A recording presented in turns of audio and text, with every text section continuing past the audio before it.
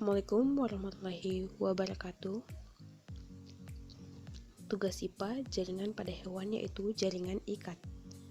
Atas nama Maisar NPM 0319010991. Di sini saya akan menjelaskan tentang jaringan ikat.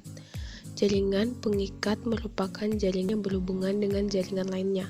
Jaringan ini terbentuk dari perkembangan lapisan mesoderma embrio dan memiliki fungsi jaringan ikat, yaitu melekatkan suatu jaringan dengan jaringan lain, 2. Membungkus organ-organ, ketiga mengisi rongga di antara organ-organ, yang keempat menghasilkan imunitas, dan memiliki komponen jaringan pengikat, yaitu matriks dan sel-sel penyusun jaringan pengikat.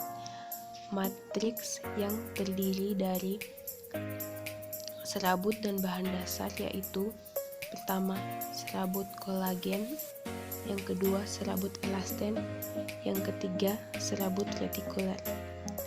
Dan berikutnya sel-sel penyusun jaringan adalah yang pertama, fibroblast, makrofag, sel Mars atau sel tiang, 4 sel lemak, 5 sel darah putih.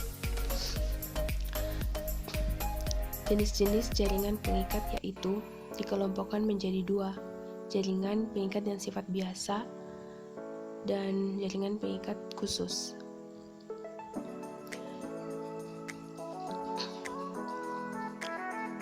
Yang pertama, jaringan dengan sifat biasa. Sifat ini dibagi 2, yaitu longgar dan padat. Jaringan pengikat longgar memiliki ciri-ciri: 1. Susunan seratnya longgar, 2. Matriksnya berupa cairan. Yang ketiga, terdapat sekitar 10 pembuluh darah, saraf, dan organ dalam tubuh. Jaringan pengikat longgar berfungsi sebagai medium penyokong pengisi ruang di antara organ-organ, mengelilingi elemen-elemen yang lain. Ini adalah gambar jaringan longgar yang terdiri makrofag, fibroblast, serabut, dan kolagen. Di sini saya akan menjelaskan serabut kolagen. Serabut kolagen mempunyai daya elastin rendah, daya regang sangat tinggi, berwarna putih, dan bentuknya berubah-ubah. Gambar serabut kolagen seperti ini. Ya, seperti tali yang serabut retikuler mempunyai daya elastis rendah, hampir sama dengan serabut kolagen, tetapi ukurannya lebih kecil dan berperan menghubungkan jaringan ikat dengan jaringan lainnya. Berikutnya, fibroblast berfungsi mensintetis dan mengekskresikan protein pada serabut. Kemudian, makrofag berbentuk berubah-ubah dan khususnya terdapat di dekat pembuluh darah. Terus, B. Jaringan pengikat padat memiliki ciri. Yang pertama itu adalah matriksnya kedua tersusun dari serat yang strukturnya padat, terutama kolagen padat. Yang ketiga, jaringan padat teratur dan tidak teratur.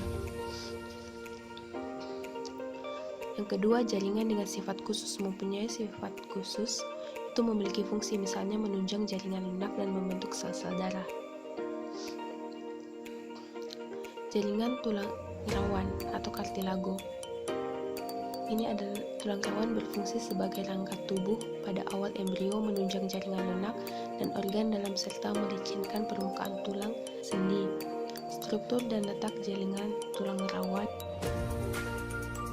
Kartilago hyalin.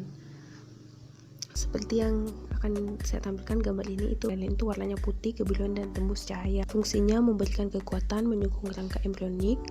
Terus letaknya itu ada di ujung tulang keras, persendian, dan cakra epifis, saluran pernapasan. Seperti yang teman-teman, inilah gambarnya dari kartilago hyalin.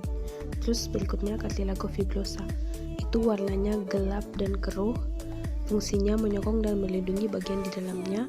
Terus letaknya itu di ruas tulang belakang dan simfis subis. Ini gambarnya. Kartilago berikutnya itu kartilago elastin. Kartilago elastin ini memiliki warna keruh kekuning-kuningan, fungsinya memberikan fleksibel letaknya epilog dan daun telinga. Ini gambarnya fibrosa dan elastin. Lalu jaringan tulang keras. Ini berikut ini adalah gambarnya.